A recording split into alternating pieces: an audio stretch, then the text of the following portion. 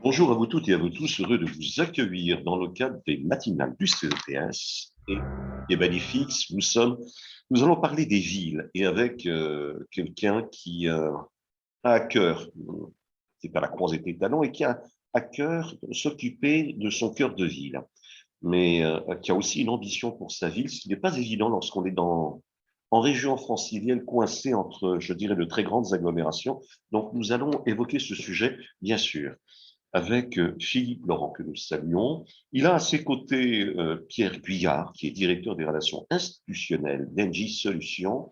Mais d'abord, quelques propos introductifs de notre ami Jean-Christophe Fromentin, dont vous savez combien il a à cœur ces villes de proximité qui doivent battre au cœur de leurs concitoyens.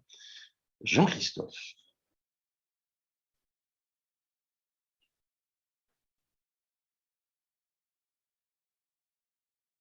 Jean-Christophe, c'est à toi.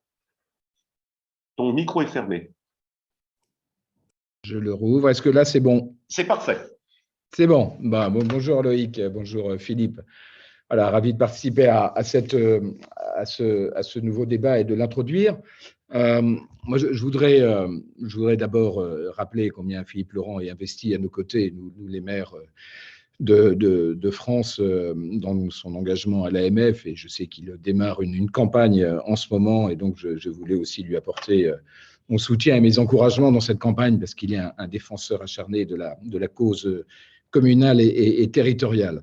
Et voilà. Et je voudrais également en profiter, puisque ce sont des sujets qui lui sont chers, pour qu'il prenne bien en compte toutes ces problématiques qu'on vit en ce moment en étant maire, des problématiques d'indépendance, des problématiques de pouvoir, de capacité d'agir, qui sont liées à trois phénomènes qui se conjuguent. Je sais qu'il portera ce combat et qu'il le porte déjà, qui sont à la fois des difficultés dans la sédimentation normative. On est dans un système normatif de plus en plus complexe. On est en train de discuter en ce moment le SCOT, on attend le schéma directeur de la région Île-de-France. On a des PLU intercommunaux à faire, on a des injonctions de l'État en permanence sur nos politiques publiques. Donc, on se sent petit à petit, nous les maires, enfermés dans un contexte et un cadre normatif qui laisse très peu de capacité à nos initiatives propres, de moins en moins en tout cas.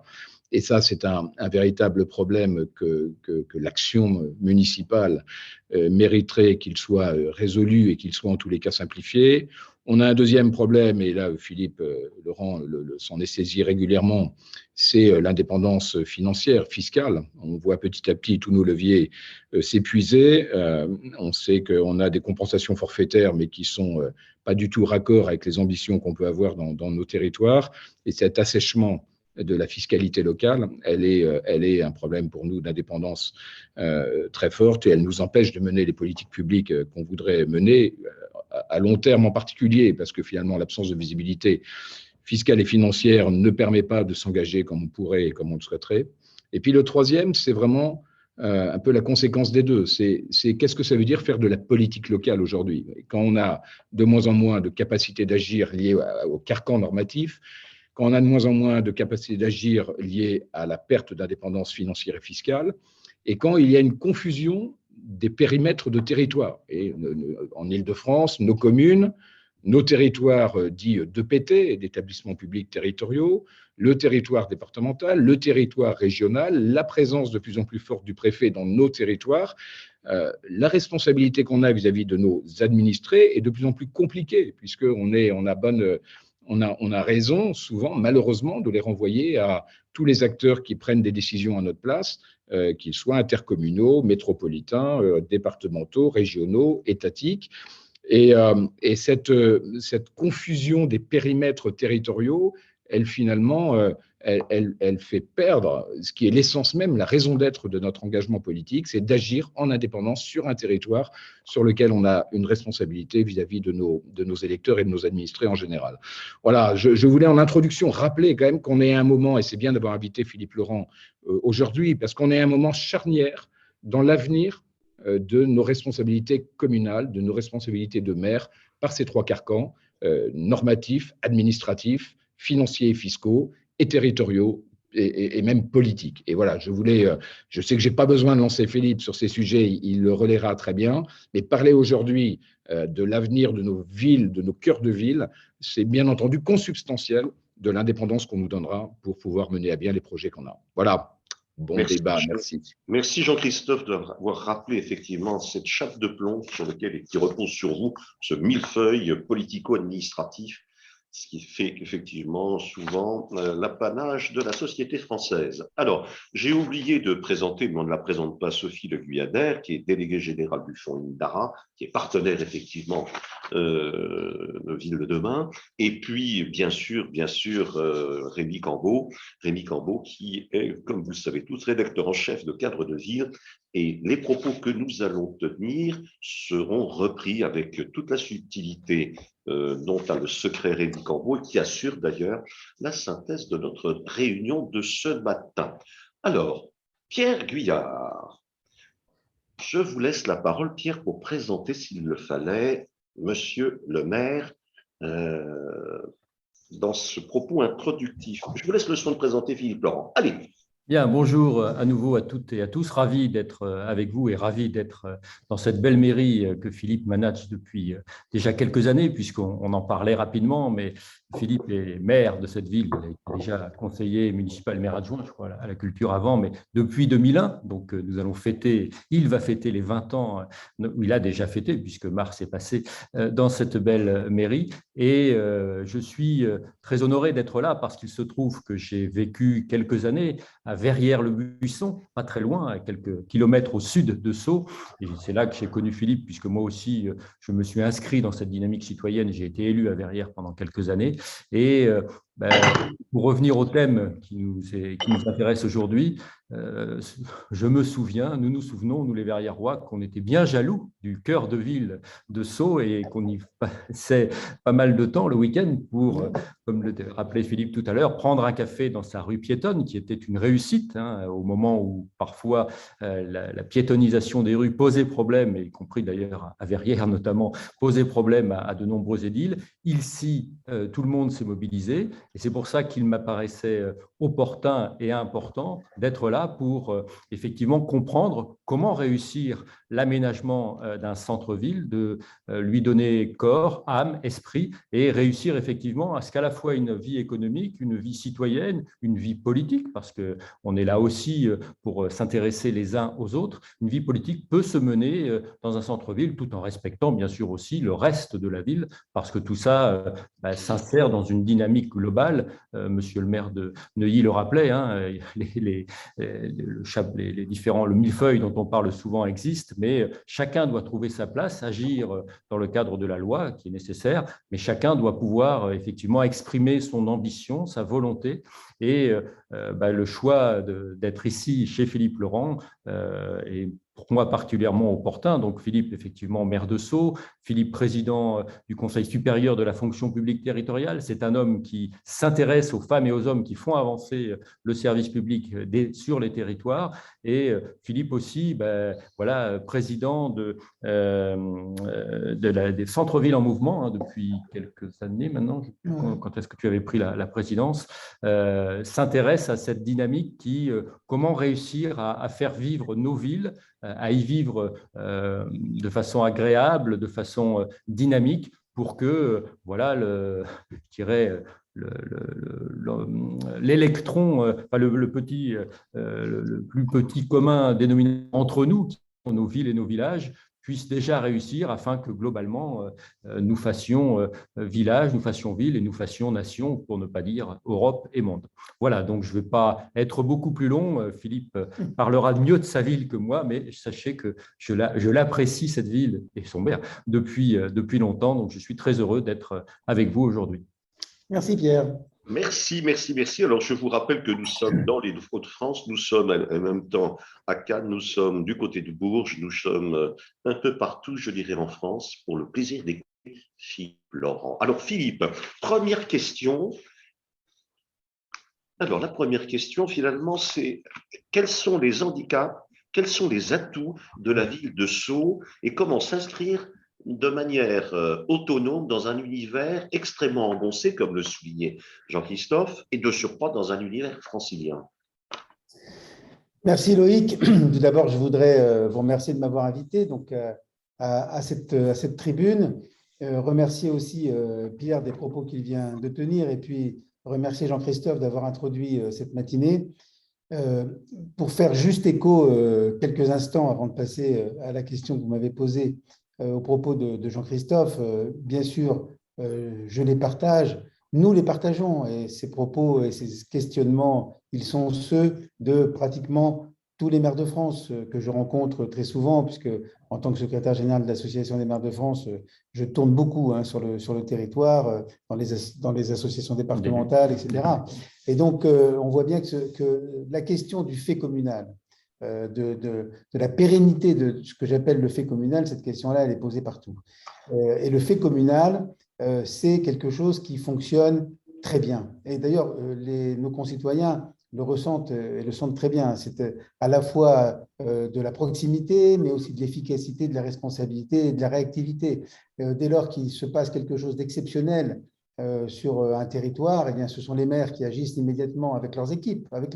Et c'est pour ça que j'ai tout à fait apprécié que Pierre rappelle les fonctions que j'exerce depuis maintenant 10 ans au Conseil supérieur de la fonction publique territoriale, parce que je crois que une des missions, un des rôles en tout cas du maire, c'est aussi de manager une équipe et vraiment de faire en sorte que ce management se traduise par une qualité accrue du service public local qui est rendu à nos concitoyens. Et c'est vrai qu'aujourd'hui, ce fait communal, depuis un certain nombre d'années, est battu en brèche. Il est considéré parfois comme une forme de survivance folklorique. Et on a bien vu, ce n'est pas la peine d'insister, mais pendant la crise sanitaire, combien les maires et leurs équipes étaient absolument essentiels à tout. Ce sont eux qui ont organisé les centres de vaccination en quelques jours.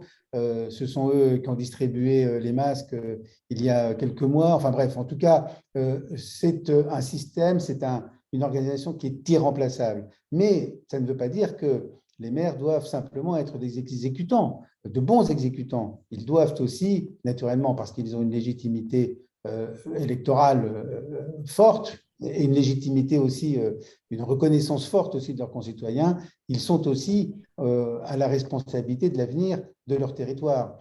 Et à l'heure actuelle, tout ceci mérite un grand débat, mérite d'être clarifié. Et si je puis me permettre cette publicité, c'est un peu l'objet aussi du petit livre qui vient de paraître en librairie. Donc, bonne librairie, y compris Asso. Oui, y compris Asso, et qui s'appelle « Maires de toutes les batailles ». Et en fait, ça dit bien ce que ça veut dire. C'est-à-dire que nous sommes les maires donc, partout, en situation donc, de nous battre avec nos équipes pour un meilleur service public, pour un meilleur lien social dans nos communes, pour l'aménagement de nos territoires, et que dans cette bataille, eh bien, nous ne sommes pas toujours aidés par le contexte général, que ce soit le contexte d'une réglementation probablement trop importante, une perte de marge de manœuvre, y compris financière, mais pas seulement, perte de manœuvre aussi normative et réglementaire. Voilà, donc toutes ces questions, elles sont au cœur véritablement de ce que porte aussi, d'une manière générale, donc l'association des maires de France. Et c'est vrai que probablement, Jean-Christophe l'a dit, mais nous sommes de ce point de vue à un moment charnière. Bon, on aura évidemment l'occasion, j'espère en tout cas, d'y revenir, notamment à l'occasion du débat présidentiel, puisque maintenant il semble que ce soit à peu près le seul débat qui compte. Je reviens sur Sceaux, cher Loïc. Donc pour vous dire que Sceaux a une chance extraordinaire parce que ce n'est pas une commune qui a grossi, c'est une petite ville qui s'est maintenue comme petite ville dans un énorme ensemble qui se développe, qui bouge, etc. Ce n'est pas que Sceaux ne bouge pas, mais Sceaux a su garder donc, ce caractère de petite ville qui est dû à l'histoire, tout simplement. Sceaux, c'est à la fois c'est la ville de Colbert, c'est l'ancienne sous-préfecture du département de la Seine, c'est la ville où s'est créé le premier grand lycée parisien en dehors de Paris, à savoir le lycée Lacanal. C'est l'une des 2 premières villes avec Saint-Germain-en-Laye à avoir été reliée à Paris par le train. Oui. Tout ceci explique en réalité les caractéristiques de Sceaux. Et tous les maires successifs qui ont exercé ce mandat depuis maintenant plus d'un siècle, finalement, ont mené une politique assez proche, même si nous avons eu des maires de tendances politiques différentes. Par exemple, à la sortie de la guerre, c'était Édouard Debreu, qui était fondateur du PSU, qui était maire de Sceaux, puis ensuite Erwin Güllner, qui était donc MRP, et puis ensuite Pierre Engenbach et moi-même, donc centristes. Bon, mais finalement, cette caractéristique, cette volonté à la fois de préserver cette ville, de préserver son aspect pavillonnaire, mais surtout de préserver sa capacité à accueillir de la formation, puisque Sceaux accueille à peu près 9000 étudiants, la faculté, l'IUT, école d'ingénieurs, classe préparatoire, donc 9000 étudiants, c'est beaucoup pour une ville de 20 000 habitants. Donc cette consécration en fait de la ville à l'éducation et à l'enseignement et à la formation, ce caractère aussi qui vient de loin, qui vient des foires qu'organisait Colbert à l'époque, ce caractère aussi d'une priorité donnée au commerce de proximité et notamment au commerce de bouche. C'est le grand atout en fait de notre centre-ville, c'est énormément de commerce de bouche, avec plusieurs meilleurs ouvriers de France, enfin bon, donc une réputation qui va bien au-delà des limites de la ville. Et puis, cette capacité que nous essayons tous de préserver, malgré un contexte qui bouge, cette capacité à accompagner en fait des initiatives de toute nature, que ce soit en matière de recherche, en matière économique ou en matière artistique et culturelle. Voilà, donc nous avons choisi comme baseline Sceaux à la croisée des talents.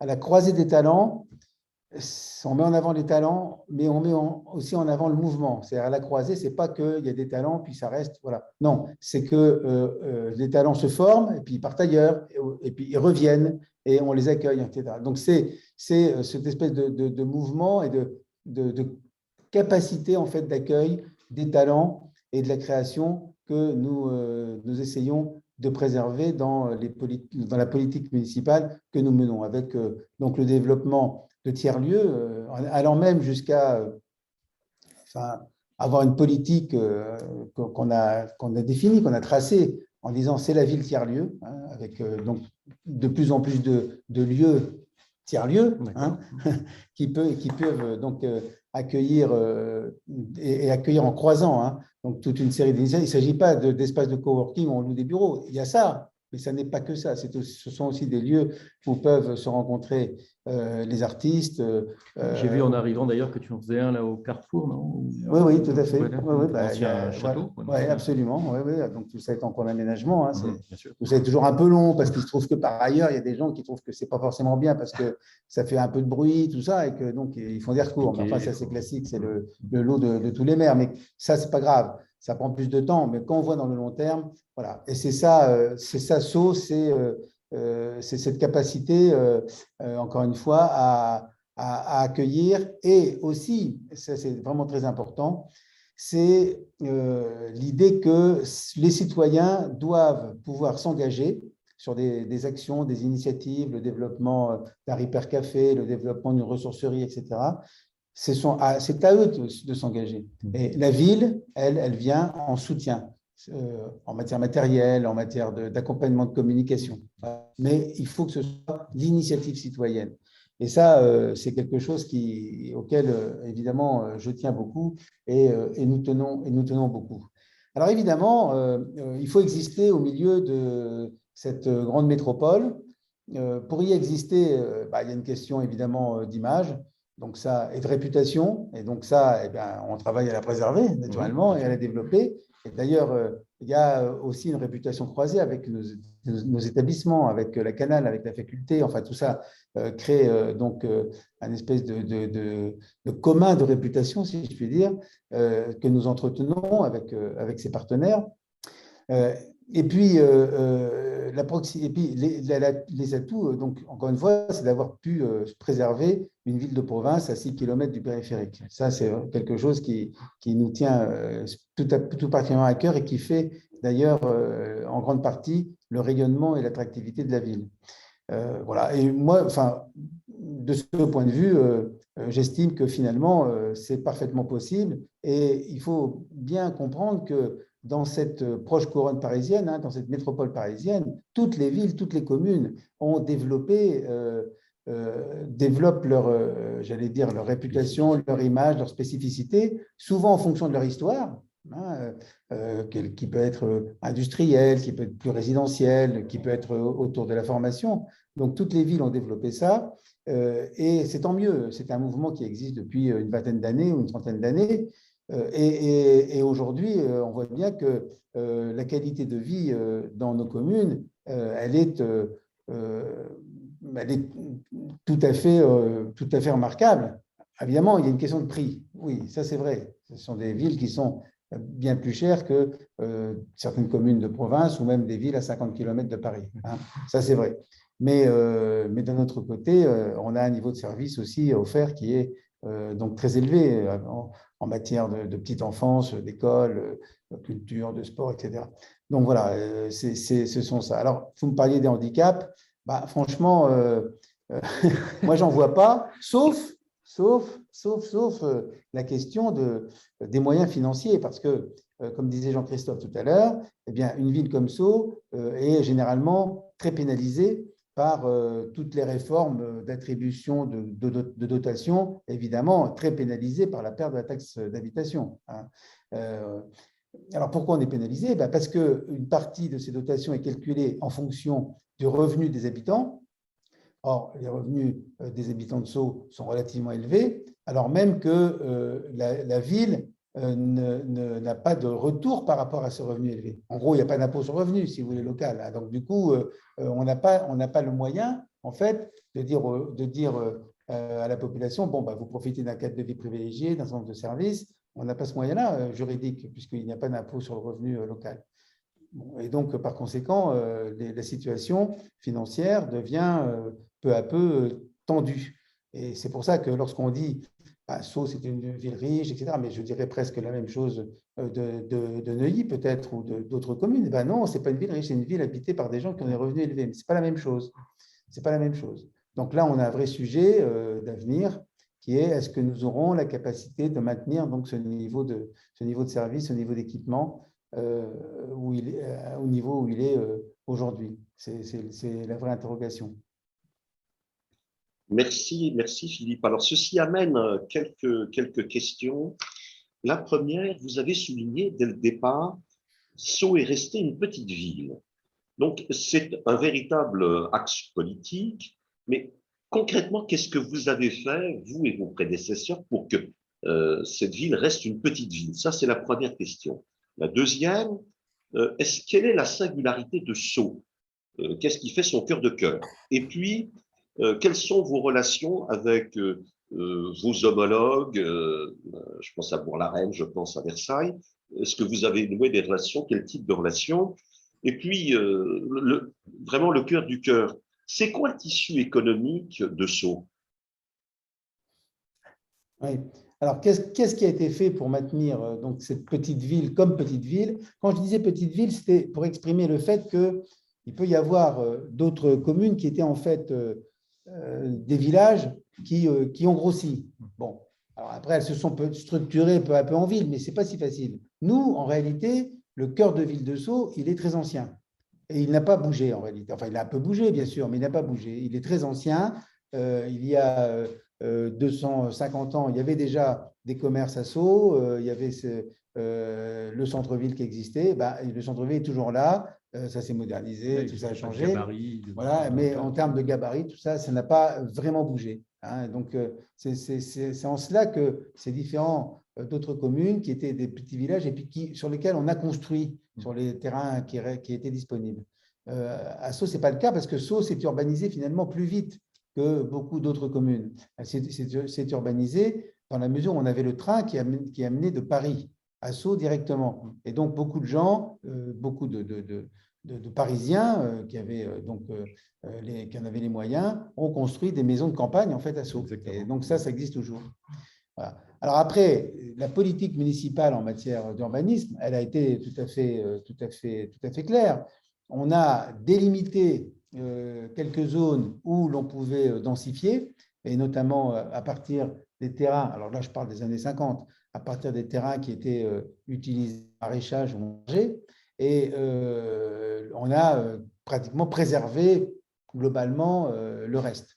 Et donc, lorsque vous regardez une photo aérienne de Sceaux, on voit que c'est une ville qui est très verte, parce qu'il y a beaucoup de jardins privés, énormément de jardins privés. Il y a d'ailleurs, si on enlève le parc de Sceaux, hein, il y a d'ailleurs sur la surface de la ville beaucoup plus de jardins privés qui donnent donc qui donnent cet aspect vert et qui donnent aussi cet aspect des grands arbres remarquables, comme les cèdres, qui sont, et pour l'essentiel, des arbres privés, ce qui d'ailleurs pose des problèmes. Hein. Donc, alors même que les propriétés publiques sont finalement relativement faibles en termes d'espace public et de parcs. Bon. Donc, on a préservé ça. On a donc donné des possibilités de construction dans un certain nombre de zones, et notamment le long des quelques grands axes. Il n'y en a pas beaucoup à Sceaux de toute façon.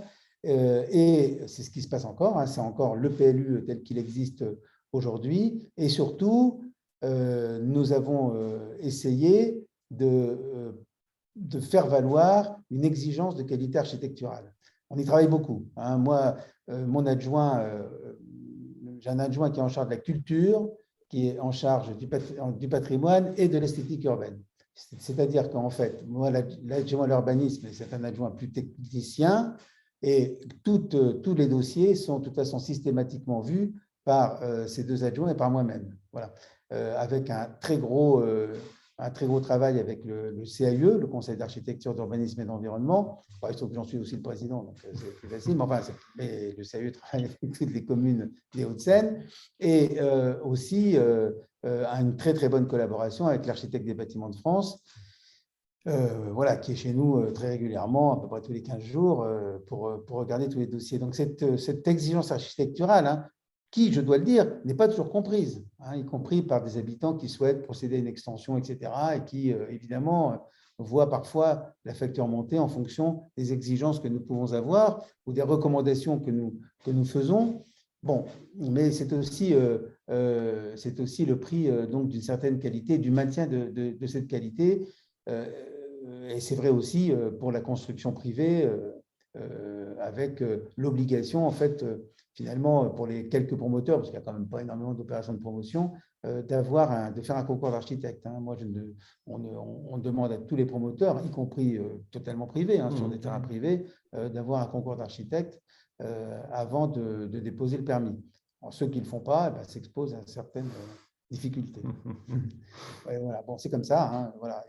Mais ça demande beaucoup de temps et beaucoup de volonté, et surtout beaucoup de cohérence dans le temps. Hein. Il ne faut pas changer tous les jours. Hein. Il faut avoir cette cohérence, et nous l'avons, comme je vous le disais, même avant que je sois maire. Hein. Donc, c'est vraiment une question, moi je l'ai un peu accentuée, hein, parce que la pression d'un côté est accentuée aussi. Donc, du coup, j'ai dû aussi accentuer ma propre pression. Et puis, un dernier élément sur lequel je vais insister, et c'est que, par exemple, lorsque nous avons, à la fin des années 80, lorsqu'on a étendu le centre-ville de Sceaux, puisqu'il y avait une énorme imprimerie en plein centre-ville, qui est l'imprimerie Charrère, qui a imprimé plein de choses que dans la semaine de Suzette, enfin les romans du fleuve Noir, tout ça a été imprimé à Sceaux. Hein.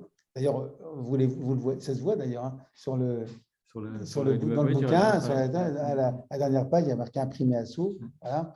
Et donc, cette imprimerie a fermé il y a déjà bien longtemps. Et à cette époque-là, la ville a eu la bonne idée d'acheter le terrain. Ça lui a coûté d'ailleurs très cher pour mettre fin aux velléités de promotion qui se manifestaient. Donc, c'était avec mon nantais prédécesseur, avec qui j'étais élu. D'ailleurs, j'ai fait son dernier mandat entre 1977 et 1983. C'était Erwin Gudner. Oui. Et donc, il avait donc décidé d'acheter. Et nous n'avons pas vendu les terrains, mais nous les avons loués à long terme dans le cadre d'un bail à construction.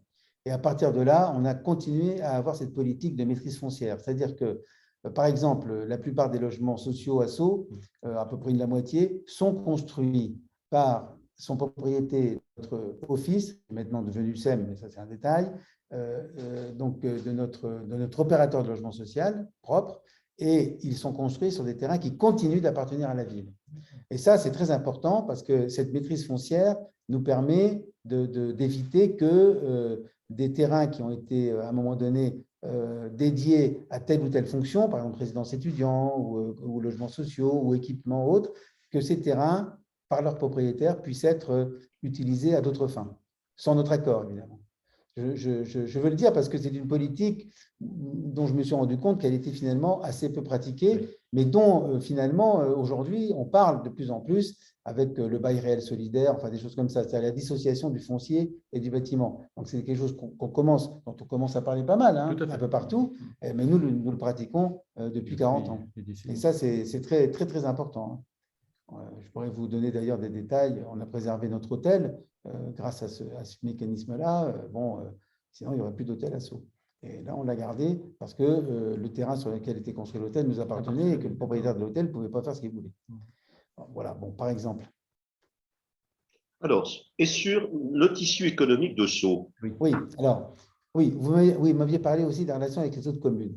Alors, historiquement, Sceaux a toujours eu énormément de relations avec Bourg-la-Reine, énormément. On voit d'ailleurs dans les quelques ouvrages d'histoire qui existent sur Sceaux que la relation avec Bourg-la-Reine est vraiment très, très ancienne. Elle était liée aussi d'une certaine manière à Colbert, parce qu'en fait, la propriété de Colbert, elle est à la limite entre Sceaux et Bourg-la-Reine. Avec Bourg-la-Reine, on a développé beaucoup d'équipements communs, maintenant qui ont été fondus dans ce qu'on appelle le territoire. Jean-Christophe y faisait allusion tout à l'heure. Mais donc le territoire Valais-Sud-Grand Paris, qui est une grosse intercommunalité de 400 000 habitants et de 11 communes. Mais les relations avec Bourg-la-Reine sont restées très proches et nous avons d'ailleurs une forme de population, enfin une composition de la population qui est assez analogue. Voilà. Donc au point même qu'on a même parfois évoqué la possibilité d'avoir une fusion entre Sceaux et Bourg-la-Reine pour faire une commune nouvelle. Bon, on ne l'a pas fait pour l'instant. Mais moi, ça reste toujours en tête parce qu'évidemment, 20 000 habitants, c'est un peu petit dans un ensemble de 10 millions d'habitants. Donc ça, c'est un sujet. Bon, enfin, voilà. S'agissant du tissu économique, le tissu économique, comme je vous le disais tout à l'heure, la première activité économique de Sceaux, c'est l'enseignement, l'éducation, la formation. Ça représente 1500 salariés au total.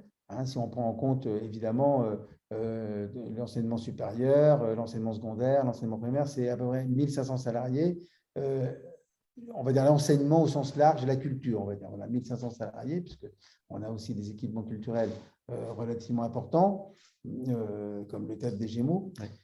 Bon, donc voilà, donc c'est la première activité économique. Alors en général, on ne parle pas de l'enseignement comme une activité économique. Mais nous, c'est ça, parce qu'en fait, ces salariés, ils viennent à Sceaux, ils consomment à Sceaux, ils déjeunent à Sceaux dans les restaurants. Enfin voilà, ils participent à la vie locale de manière importante.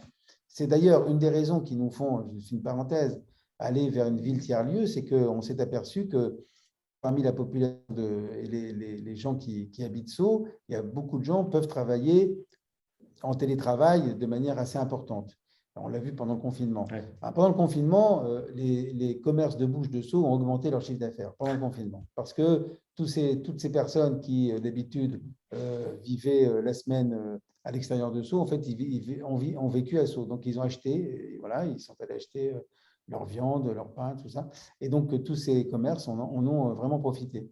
C'est assez amusant de dire ça, lorsqu'on voit, par exemple, les difficultés dans lesquelles peuvent se retrouver certains quartiers de Paris à cause de la disparition des touristes. Mais nous, c'est plutôt bien passé, quoi. On a très, très bien résisté à tout ça, grâce justement… voilà. Et c'est pour ça qu'on développe ces tiers-lieux, parce que ces télétravailleurs, parfois, ils ne veulent pas rester chez eux, mais ils sont contents de ne pas aller très loin. Donc, en fait, on développe des lieux pour pouvoir les accueillir à quelques centaines de mètres de leur domicile. Voilà. Donc, c'est très intéressant. Enfin, c'est une politique, je trouve, qui est très, très bien adaptée à Sceaux. Et par ailleurs, sur le tissu économique, l'autre force de Sceaux, c'est l'artisanat, enfin, c'est le commerce et l'artisanat, et notamment l'artisanat de bouche, avec un très gros traiteur qui emploie 60 personnes. avec des bouchers, des boucheries, des boulangeries, des pâtisseries, enfin, voilà, qui emploient pas mal de monde. Hein. Il y a chocolatier aussi, oui. Alors, on a chocolatier Patrick Roger qui est la seule entreprise, entre guillemets, si on peut appeler ça comme ça, il ne serait pas content, industriel de Sceaux, parce que là, il y a vraiment une unité de production qui est installée d'ailleurs dans un quartier pavillonnaire, c'est assez amusant, avec un jardin autour où il fait pousser toutes ces plantes aromatiques pour ses chocolats. Et donc, voilà, c'est ça, quoi. Hein. Donc, c'est d'une part l'artisanat en matière de bouche, quoi, d'alimentation, enfin voilà, de goût, hein, voilà. Et puis c'est l'enseignement. À part ça, il y a quelques bureaux, mais bon, c'est pas significatif. Donc, et d'ailleurs, je vais vous dire, hein, moi, je ne cherche pas du tout à développer les bureaux. Pourquoi? Parce que, bon, bah, d'abord, je ne suis pas sûr que ce soit tout à fait l'avenir.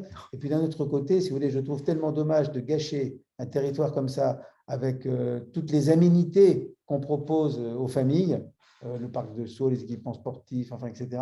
Je trouve que ce serait tout à fait dommage d'avoir des rues ou des quartiers entiers où il ne se passe rien le week-end, par exemple. Donc, c'est pour ça qu'on n'a jamais cherché à développer, si vous voulez, des zones de bureaux ou autres à Sceaux. Quant à des zones un peu industrielles, comme il en existe à proximité, du côté du Plessis-Clamart, etc., de toute façon, la superficie de la ville ne le permettait pas, parce qu'encore une fois, comme je vous le disais, la ville a été urbanisée depuis déjà un certain temps. Merci Philippe. Alors, question de Tramtrine, qui a une question très locale. Tram. Oui, alors j'en avais deux. Merci beaucoup, Loïc. Oui, je vous ai entendu mentionner à plusieurs reprises le lycée Lacanal. J'ai eu la chance en fait d'étudier il y a très longtemps au lycée Marie-Curie et je me demandais s'il y avait également des initiatives que vous aviez eues parce qu'il me semble en revenant régulièrement à Sceaux que l'urbanisme avait également changé. Voilà. Y avait-il une raison particulière que la mairie travaille plus avec la Canal que le lycée Marie-Curie? Alors, j'ai parlé de la Canal parce que la Canal était le premier lycée et que c'était constitutif en fait de la culture locale de Sceaux, puisque c'est un lycée qui a été construit à la fin du 19e siècle. Hein. C'est vrai que je n'ai pas énuméré tous les équipements qui pouvaient exister à Sceaux, je m'en excuse. Nous avons à Sceaux 3 lycées, en effet. Il y a la Canal, il y a Marie Curie, et il y a un lycée professionnel qui est le lycée Florian. Mais rassurez-vous, nous travaillons de manière très étroite avec le lycée Marie Curie. D'ailleurs, à l'occasion des Journées du patrimoine, une exposition que nous avons, enfin, qui a été réalisée par les élèves et les professeurs de Marie Curie et qui a été, j'allais dire, enfin, supportée, si je puis dire, par la ville sur un plan matériel. C'est nous qui avons fait imprimer les panneaux, etc. Voilà. Et j'avais d'ailleurs hier le déjeuner annuel avec tous les patrons en fait, des établissements d'enseignement supérieur. Et il y avait naturellement aussi le proviseur de Marie Curie, puisqu'à Marie Curie, il y a aussi des classes prépa. Oui. Donc, rassurez-vous, il n'y a pas de... Il n'y a pas de favoritisme. Non, il n'y a pas de favoritisme. Et je reçois d'ailleurs en fin de mois, là, je ne sais plus, dans quelques jours, je reçois tous les bacheliers bien et très bien de la Canal, de Marie Curie, et puis aussi de tous les lycéens qui ont pu obtenir le bac avec mention bien ou très bien et qui fréquentent d'autres lycées, par exemple Sainte-Marie-Anthonie, il y en a quelques-uns, ou d'autres lycées parisiens, parce qu'il y a aussi des élèves C1 qui parfois donc, fréquentent notamment au lycée, des lycées parisiens comme Louis le Grand, ou Henri IV.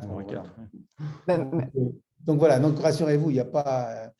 C'était vraiment parler de la Canal parce que c'était le premier et qu'il avait expliqué aussi l'histoire de Sceaux et l'image de la ville. Marie Curie est tout à fait présente et d'ailleurs c'est un très très beau lycée qui est différent de la Canal puisqu'il a été construit dans les années 30, donc c'est pas du tout la même architecture, mais c'est un très très bel, ce sont un très bel ensemble de bâtiments qui est d'ailleurs protégé, qui n'est pas sans poser problème. Oui, bien sûr.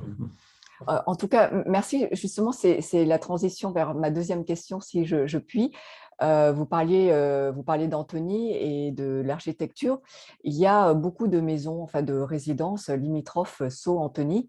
Et quand vous parliez d'exigences architecturales, je me posais la question comment vous arriviez à faire appliquer cette exigence-là avec ces résidences limitrophes, collaborez-vous avec Antony? Je suis antonienne notamment. Je me posais la question.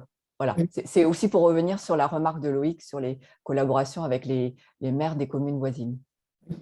Avec Antony, nous avons essentiellement, parce que entre Antony, oui, en fait, le parc de Sceaux est divisé entre Sceaux et Antony. 2 tiers sur Sceaux, 1 tiers sur Antony. La limite entre les 2 communes passe donc dans le parc de Sceaux. Et avec Antony, il y a donc cette, j'allais dire, ce poumon au milieu qui finalement ne rend visible le lien urbain avec Antony que dans ce qu'on appelle le lotissement du parc de Sceaux.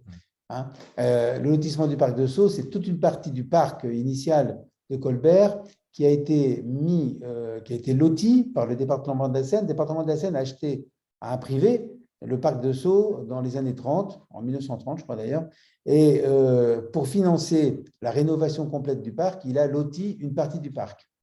Et c'est comme ça qu'on a donc ce lotissement du parc de Sceaux qui est commun à Sceaux et à Antony. Pourquoi il est commun? Parce qu'il y a un cahier des charges de lotissement qui est toujours très vivant, très actif, et il y a une association des colotis qui regroupe donc en théorie l'ensemble des propriétaires, hein, et qui donc est chargé et qui se charge de faire respecter ce cahier des charges.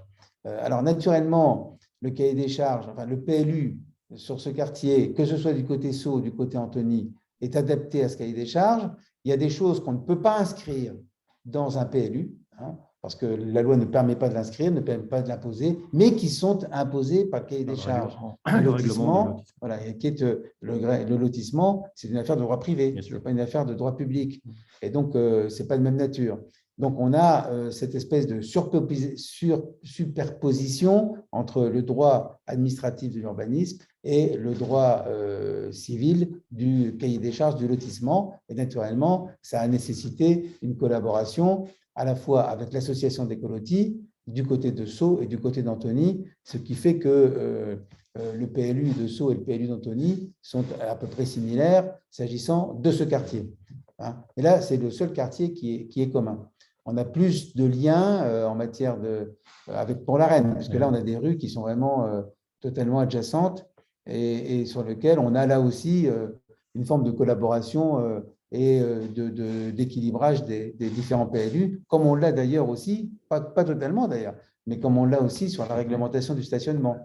Oui, parce que ça, c'est aussi, dès qu'une ville prend une mesure plus dure, ben les voitures se déportent sur l'autre ville. Donc forcément, s'il n'y a pas de collaboration, on aboutit à quelques tensions. Enfin, ce n'est pas des tensions très graves, hein, mais enfin, en tout cas, c'est comme ça.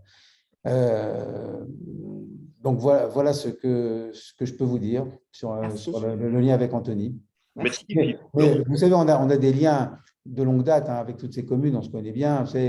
Bon, voilà, il y a l'intercommunalité institutionnelle, mais bon, par exemple, le club de rugby. Bon, le club de rugby d'Antony, c'est un club de rugby qui est très bien structuré, etc. Bah, les enfants de Sceaux qui veulent faire du rugby, bah, ils vont à Antony.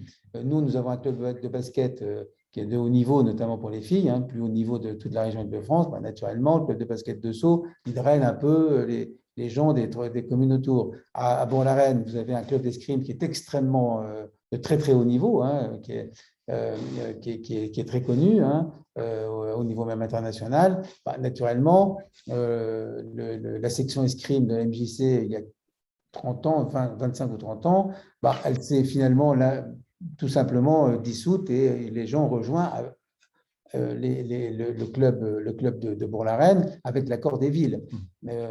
Voilà, donc il y a une collaboration qui se crée, qui est une collaboration très, très concrète et pragmatique. Hein. Il n'y a pas besoin de faire des structures institutionnelles pour faire ça. Merci Philippe. Nous passons à la seconde question. Alors, quelles sont vos priorités municipales et au service de quel projet? Oui, alors donc, je pense que déjà, j'ai en partie peut-être répondu à ça. Hein. C'est-à-dire qu'en fait, la priorité municipale, c'est d'abord de maintenir notre niveau de service public là où il est. Je vous donne simplement un exemple. Nous sommes aujourd'hui à un taux de 85 à 90% selon les années de réponse aux demandes de places de crèche.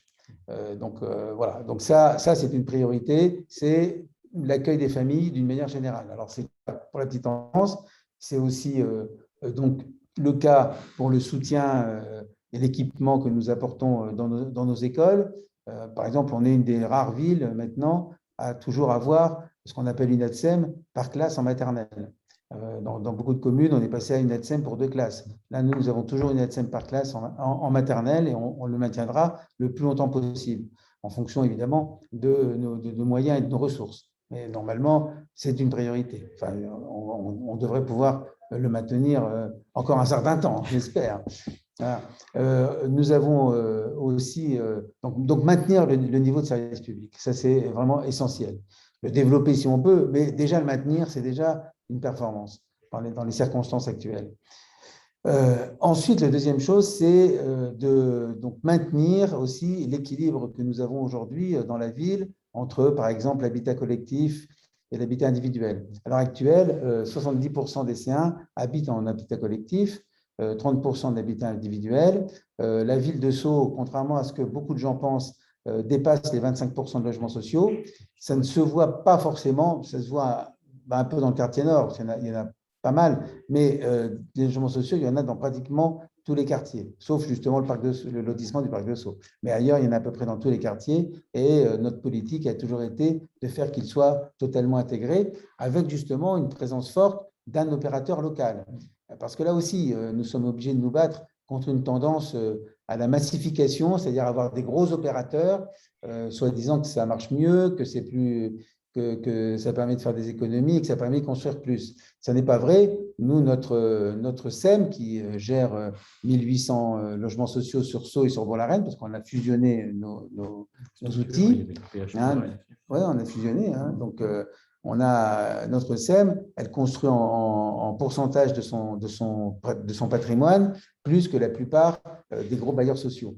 Donc, ce n'est pas vrai, ce n'est pas une question de taille. Et on a une qualité de réponse aux demandes quotidiennes des locataires de toute nature, de travaux, etc. Je crois qu'on a une qualité de réponse qui est bien supérieure parce que tout le monde sait que je suis président de la SEM et qu'évidemment, si le technicien de la SEM ne répond pas rapidement à la demande, ça vient chez le maire. Donc ça, ils ont tous compris. Voilà. Donc forcément, il y a naturellement une qualité de réponse. C'est ce que j'appelle aussi la proximité, enfin l'efficacité liée à la proximité. Ensuite, donc maintenir cet équilibre, logements sociaux, logements libres, pavillonnaires, collectifs. Ensuite, maintenir et même développer donc, la nature en ville. Ça, c'est une politique que nous avons de longue date, avec aussi ce qu'on appelait avant, maintenant on ne dit plus ça, mais enfin maintenant on dit mobilité active. C'est moins clair que mobilité douce. Sceaux vient d'être classé, alors bon, c'est un classement, c'est tout relatif, c'est la première ville marchable d'Île-de-France. Enfin, il y a eu un baromètre récemment. Nous avons eu aussi plusieurs fois des prix en matière de ville cyclable. Donc, on est très actif là-dessus, très connu là-dessus. Pas forcément parce qu'il y a beaucoup de pistes cyclables, parce que ce n'est pas ça une ville cyclable. Une ville cyclable, c'est une ville dans laquelle les enfants à l'école apprennent le vélo, et à la fois le code de la route d'ailleurs, apprennent le vélo dès pratiquement la maternelle. Voilà. Nous, on a une politique avec des vélos et les enfants font du vélo à l'école. Enfin, voilà, manient le vélo à l'école. Et donc ça, c'est une politique à laquelle je tiens beaucoup. Moi, j'adore le vélo, donc c'est normal. Et puis,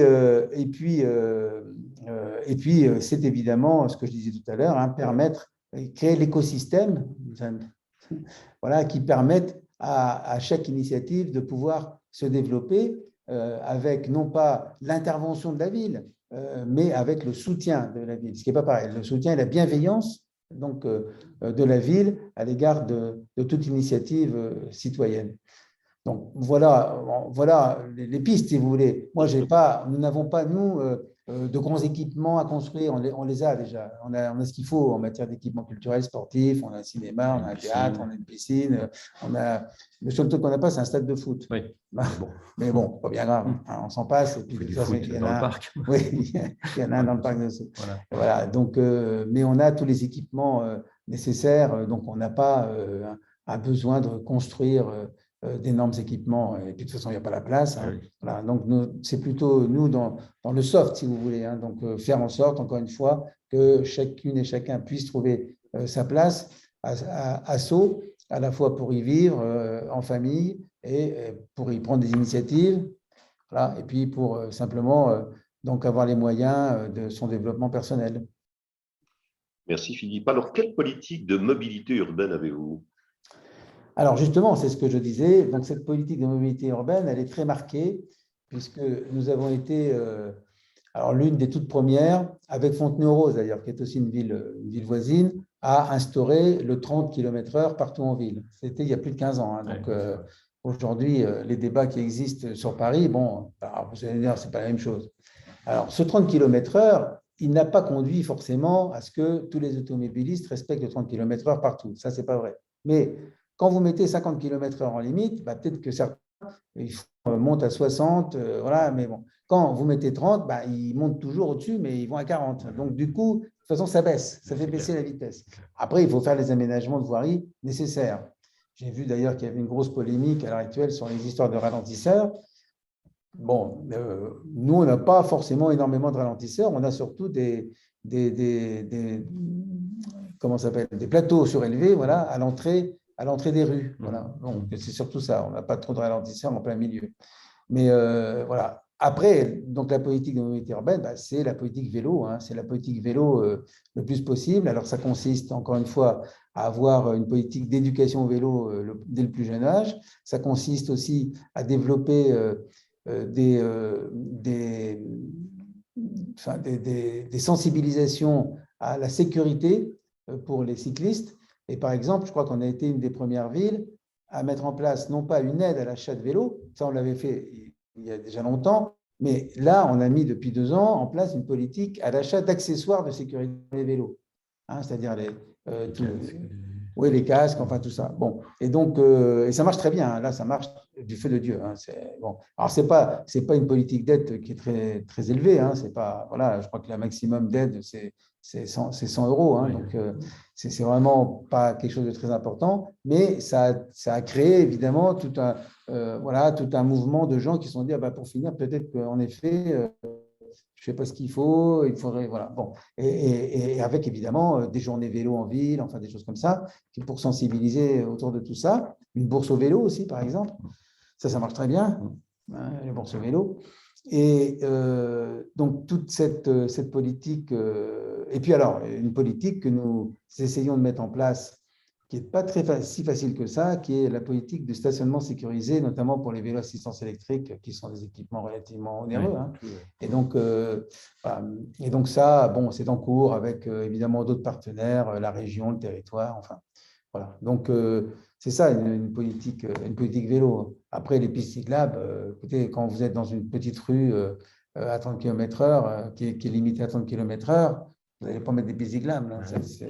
C'est idiot. Le vélo, il a toute sa place dans la rue, normalement. Voilà. Alors, il y a des pistes cyclables. On a la chance d'avoir, nous, cette coulée verte qui relie Montparnasse à Massy, hein, qui était une ancienne emprise, en fait, de la SNCF. Hein, le TGV passe en dessous, d'ailleurs. Voire d'une autoroute, historiquement. Oui, il y a eu aussi, en effet, un projet d'autoroute il y a très longtemps, et le TGV passe en dessous, en souterrain, et au-dessus, donc, la région, le département et les communes, ensemble, dans un syndicat, ont aménagé, donc il y a déjà un certain temps, il y a 30 ans, un peu plus de 30 ans, ont aménagé donc, ce qu'on appelle la coulée verte. Et la coulée verte, en réalité, c'est un ensemble de petits équipements, enfin de verts, des arbres, des bosquets, des petites aires de jeu, et puis surtout un cheminement piéton et cyclable qui vous permet de rallier, donc encore une fois, Montparnasse à Massy, donc en zone, en piste dédiée, enfin en piste sécurisée, quoi. Oui, je voulais souligner aussi, mais tu en as un peu parlé, la ville marchable, parce que Sceaux avait la caractéristique par rapport à d'autres communes, y compris Verrières, ou des trottoirs relativement agréables et faciles d'utilisation. Et moi, j'avais une question par rapport au centre-ville piéton, parce qu'on sait que c'est à la fois une force ici, mais c'est parfois un problème, la piétonisation des centres-villes. Comment, justement, avec l'accompagnement des citoyens, la police municipale, voire la police nationale, comment tu as réussi à ça ne dérive pas, parce qu'on sait que ça peut entraîner quelques soucis au quotidien, les centres-villes piétons. Oui, alors c'est tout à fait vrai. D'ailleurs, vous voyez, il y a la rue piétonne. Alors la rue piétonne, elle est piétonne. Oui. Là, elle est totalement piétonne et elle n'est ouverte à la circulation que pour les livraisons le matin, tôt le matin. Voilà. Bon. Mais dans le centre-ville de Sceaux, il y a d'autres rues. Alors, il y a le quartier Charrère, donc ce fameux quartier que nous avons construit, qui est aussi piéton. Mais il y a d'autres rues dans le centre ancien, qui sont d'ailleurs des rues pavées, pour lesquelles il faut d'ailleurs faire des travaux parce que les gens n'acceptent plus en fait ces pavés irréguliers. Voilà, bon, bref. Mais la question se pose de savoir si elles sont rendues piétonnes ou, je vais dire, semi-piétonnes. Elles seront certainement rendues semi-piétonnes parce qu'on a constaté aussi que le fait que des véhicules passent, c'était aussi un élément, ça pouvait être aussi un élément de sécurité. Et donc, lorsqu'il y a beaucoup de commerces, ça va. Mais lorsqu'il y a à moitié du commerce, à moitié de l'habitation, ce n'est pas des rues qui sont très commerçantes en réalité, même si on aurait souhaité qu'il y en ait plus. Mais bon, voilà, c'est l'œuf et la poule. Voilà. Oui, c'est l'œuf et la poule. Puis voilà, s'il n'y a pas beaucoup de commerce, les gens ne viennent pas. Et comme les gens ne viennent pas, il n'y a pas de commerce. Donc, c'est assez compliqué. Mais donc, l'idée, en fait, c'est de, d'ailleurs, on a commencé à le faire, c'est de les rendre piétonnes à certaines parties de la journée, certains moments de la journée, et non piétonnes à d'autres moments. Voilà. Parce que là, la situation actuelle, elle n'est pas non plus totalement satisfaisante parce qu'il y a trop de circulation, j'allais dire, de dérivation. C'est-à-dire les gens passent par là plutôt que de passer par les voies normales, parce qu'elles sont un peu encombrées parfois. Enfin, voilà. Donc, on va certainement aller vers cette politique-là de rendre semi-piétonne, pour répondre à cette question. Merci. Il y a des questions aussi sur le chat, là, je vois. Oui, il y a des questions sur le chat. Alors moi, j'avais une question, c'était finalement, quelle politique de transport en commun vous avez à Sceaux? Ah, alors ça, la politique de transport en commun, c'est assez difficile. Enfin, je vais vous répondre, mais la ville a très peu de responsabilités en la matière. Dans le passé, avant que l'intercommunalité ne s'impose dans les Hauts-de-Seine, nous avions en effet un petit réseau de bus qui s'appelait le minibus, où il y avait 3 petites lignes qui reliaient notamment les quartiers au centre-ville. Tout ceci a été supprimé puisque ça a été fondu dans un réseau beaucoup plus grand qui est à l'échelle du territoire et qui vient en complément, et d'ailleurs avec parfois des recouvrements qui ne sont pas toujours heureux, mais bon, avec la RATP, parce qu'on a quand même un réseau de transport qui est quand même dense. Voilà. Nous avons aussi sur Sceaux même 2 gares de RER, à laquelle on peut rajouter la gare Parc de Sceaux qui est en limite, qui est sur Antony, mais qui est sur la limite de Sceaux, et puis même la gare de Bourg-la-Reine qui est tout à fait près. Donc, on a finalement, les C1 sont desservis par 4 gares de RER. Alors, c'est le RER B, il y a une qualité de service qui n'est pas toujours extraordinaire. Enfin, bon, ça s'améliore peu à peu, et puis il y a des plans évidemment définis par la région et par Île-de-France Mobilité, des plans d'amélioration dans les années qui viennent. Bon, donc voilà, on n'a pas vraiment de soucis de transport en commun, sauf sur un sujet, et donc nous y réfléchissons d'ailleurs aussi avec le territoire, qui est le transport à la demande pour des personnes à mobilité réduite ou des personnes âgées, ou éventuellement des jeunes, et notamment entre ce qu'on appelle le quartier des Blagies, qui est un quartier qui est au nord de Sceaux, et le centre-ville. Alors, parce qu'une des difficultés de Sceaux, c'est que contrairement à ce qu'on pense en général quand on n'habite pas en région parisienne, on pense que c'est tout plat, la région parisienne, mais ce n'est pas plat. Et donc, Sceaux est sur une colline. La rue Houdan, qui est la rue Houdan de l'avenue Franklin-Roosevelt, sur laquelle figurent à peu près tous les équipements, le lycée Marie Curie est tout près, le lycée La Canale, le centre-ville, tout ça, c'est la crête. C'est la ligne de crête, ce qu'on appelle, j'appelle ça la ligne de vie de Sceaux, et c'est sur la ligne de crête, et après, Sceaux, ça se situe sur les versants de la colline, soit au nord, soit au sud, voilà, c'est ça le truc. Et donc, du coup, quand vous êtes en bas, alors ils disent en bas d'ailleurs, les habitants du quartier des Blagies, ils disent, nous, c'est le Sceaux d'en bas. Oui, ils ne veulent pas forcément dire ça, mais en fait, c'est exact sur le plan géographique, c'est plus bas. Et donc, par conséquent, rallier le centre, même si c'est quand même pas très loin, c'est moins d'1 kilomètre, mais il faut quand même monter. Voilà. Et puis, il faut franchir la ligne du RER. Donc, ça crée une forme de barrière qui, à mon avis, plus psychologique que matériel, mais bon, qui perdure bon, depuis toujours, c'est comme ça. Donc, en fait, l'idée maintenant, c'est de développer un système de transport à la demande que nous ferons probablement sur l'ensemble des communes du territoire de Vallée Sud Grand Paris. Alors, il y avait une question de Didier Baugère, qui est dans le Cher, qui est un élu local. La question est la suivante. Sceaux, c'est aussi la ligne de Sceaux, dont la ponctualité et la sécurité font souvent l'actualité. Quels sont vos moyens d'agir sur ce point? Je suis content que Didier Brugère parle de la ligne de Sceaux. Moi, je ne l'ai même pas dit. J'ai dit la ligne B du RER, mais c'est sûr que la ligne de Sceaux, c'est nettement plus poétique. Et c'est vrai que c'était la ligne historique. D'ailleurs, on va faire une petite manifestation parce qu'il y a une gare qui a été rénovée à Robinson au mois de novembre. Et c'est les 175 ans de la ligne de Sceaux. 175 ans. Donc, c'est quand même très ancien.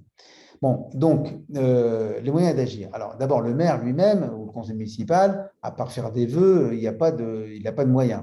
Bon, il se trouve que nous avons créé, avec l'ensemble de mes collègues maires de la ligne B Sud, parce qu'il y a la ligne B Sud et puis la ligne B Nord. On a créé une association qui est présidée par Jean-François Vigier, qui est maire de Bure-sur-Yvette, pour peser dans les discussions.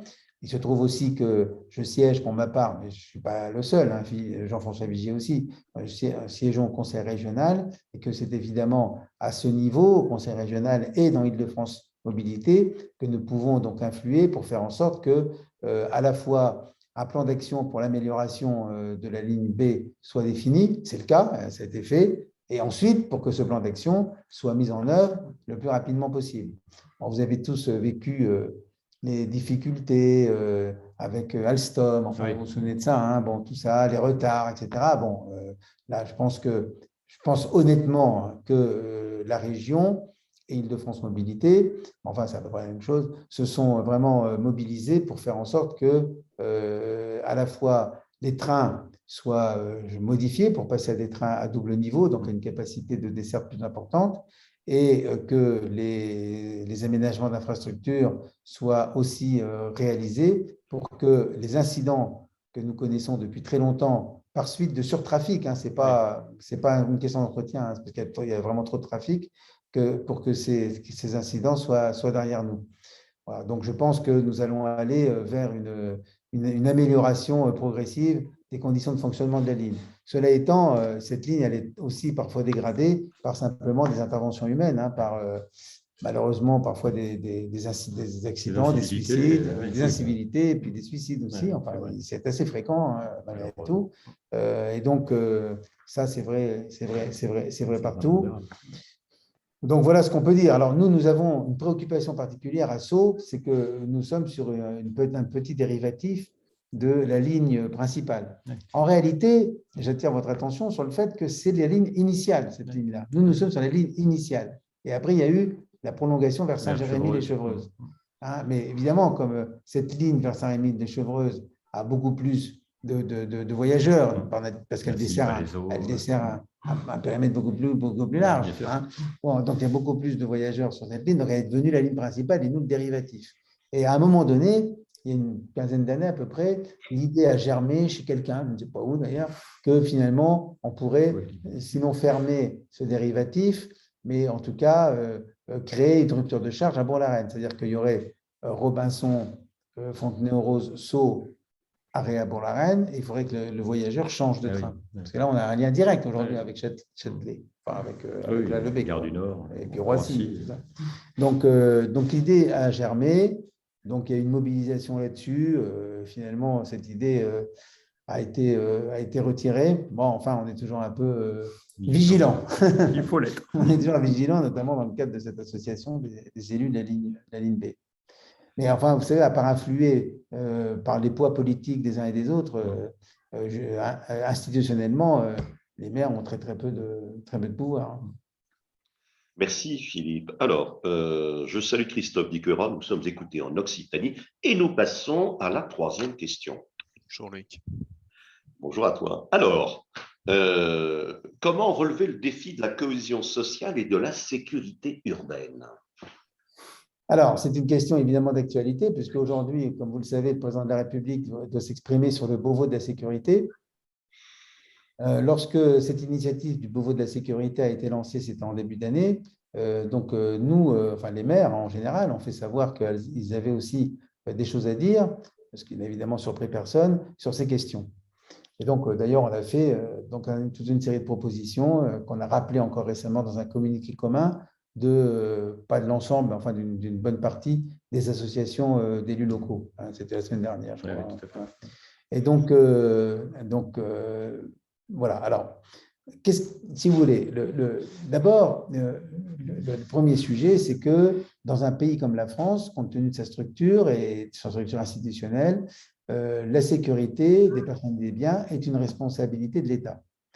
Le maire, lui, il a comme responsabilité, parce que vous le savez, le maire est agent de l'État en France. Ça, c'est très important de le rappeler. Ce n'est pas le cas dans plein d'autres pays, mais le maire est agent de l'État. Ce qui explique d'ailleurs une forme de proximité, une forme de solidité finalement de ce fameux couple maire-préfet dont on a beaucoup parlé pendant la crise sanitaire, dont on parle encore aujourd'hui, et qui structure en réalité beaucoup de choses, et qui est un couple important. Il est un couple important à condition, comme on le disait en tout début de l'émission, à condition que le préfet lui-même ait des marges de manœuvre, ce qui n'est pas toujours le cas. C'est-à-dire à condition qu'il y ait une forme de déconcentration aussi du pouvoir de l'État dans les territoires.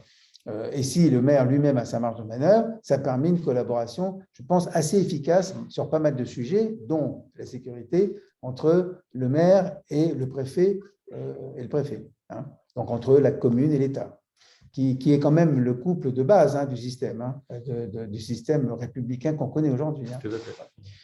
Et donc, du coup, pour revenir à des choses plus concrètes, en fait, le maire, il a une forme de responsabilité s'agissant à la fois de l'aménagement urbain, s'agissant de l'équipement de sa ville en matière de matériel de vidéoprotection, en fait, en matière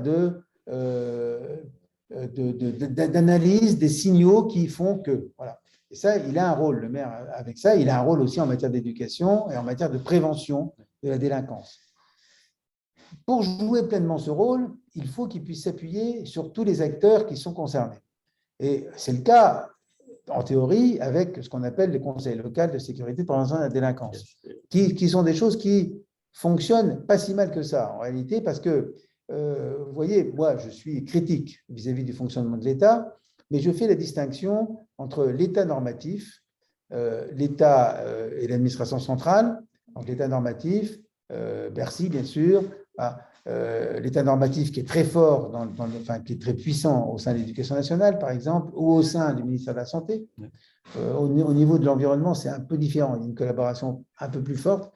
Et puis, donc, l'État local, c'est-à-dire les fonctionnaires d'État, donc depuis le préfet jusqu'aux enseignants, etc., qui travaillent sur le local et avec lesquels la collaboration est quand même plutôt bonne en général.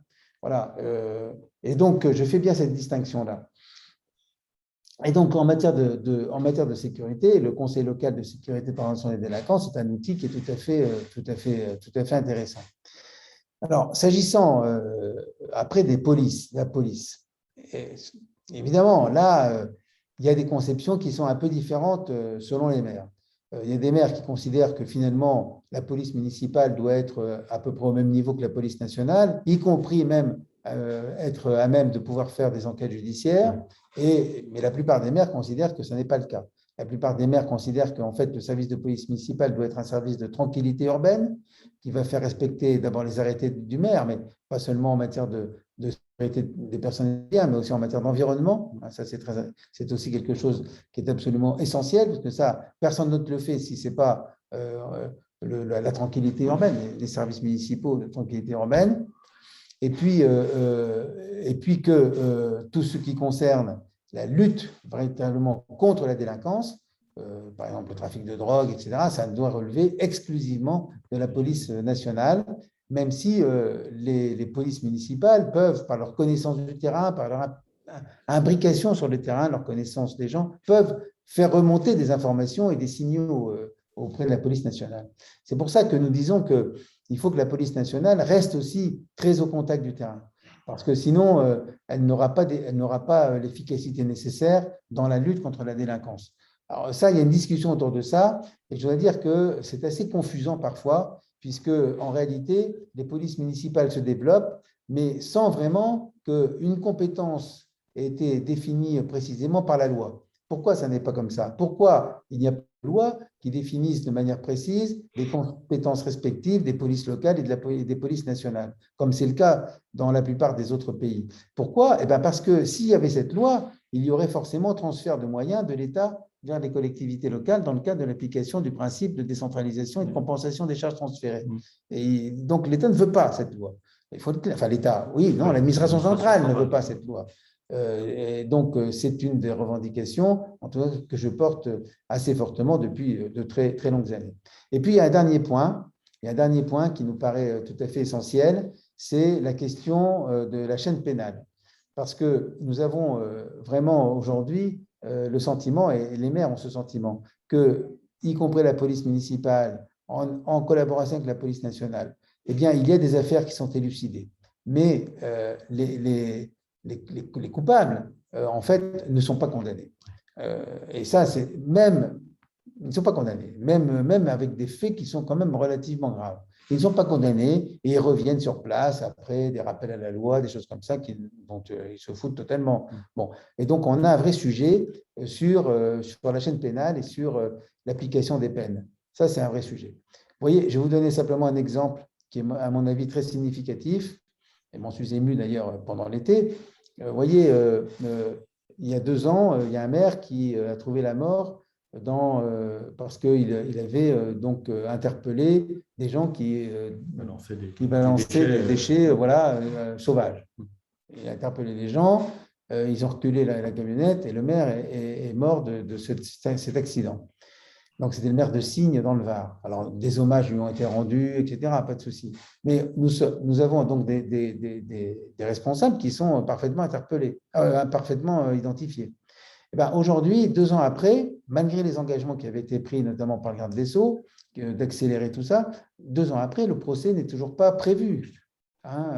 Donc, tout ceci n'est pas normal. Donc, cette lenteur, en fait, de la chaîne pénale est vraiment pénalisante pour tout le monde. Elle décourage, elle est source de découragement aussi pour les forces de l'ordre, et elle est source d'amertume, en fait, pour de nombreux élus qui voient que finalement, les plaintes qu'ils peuvent déposer pour avoir été molestés ou pour avoir été menacés, enfin voilà, ne sont finalement pas traités. Ce n'est pas que la justice refuse, c'est qu'elle manque tellement de moyens que, voilà, on dit souvent, il n'y a pas assez de places de prison. Ça, c'est probablement vrai, mais il n'y a pas non plus assez de greffiers, il n'y a pas assez de personnel dans les tribunaux pour traiter toutes ces affaires. Voilà, là, le nouveau procureur de Nanterre qui vient d'arriver disait, il y a quand même à Nanterre... il y a quand même 100 000 dossiers qui arrivent par an. 100 000 dossiers qui arrivent par an, il y a 35 magistrats. Donc, à un moment donné, c'est absolument impossible de traiter. Voilà. Donc, on a un vrai sujet en France qui est un syndicaliste policier disait le problème de la police, c'est la justice. Bon, c'est peut-être un peu excessif, mais c'est quand même un peu ça. Et ça, les maires de France, ils sont très, très attachés. C'est un des messages que nous avons fait passer auprès du président de la République, puisque le Beauvau de la sécurité, c'est bien, mais maintenant, il faut le Vendôme de la justice. Voilà. Philippe, est-ce que vous avez une police municipale et est-elle équipée? Oui, alors moi, j'ai un service de tranquillité urbaine qui comprend donc à l'heure actuelle 8 policiers municipaux et 8 gardes urbains. Donc, les gardes urbains, ce sont des agents administratifs qui n'ont pas les mêmes compétences juridiques que les policiers municipaux, naturellement, mais nous avons réussi, en tout cas, à les faire travailler ensemble, ce qui n'est pas toujours évident. C'est-à-dire que les patrouilles, d'ailleurs, on m'a dit que c'était interdit, le préfet. Ouais, mais enfin, je dis c'est comme ça. Il y a des patrouilles communes, c'est-à-dire gardes urbains et policiers municipaux. Les policiers municipaux ne sont pas d'armes létales, armés de bâtons de défense, mais ils ne sont pas armés d'armes létales. Moi, je me refuse à le faire.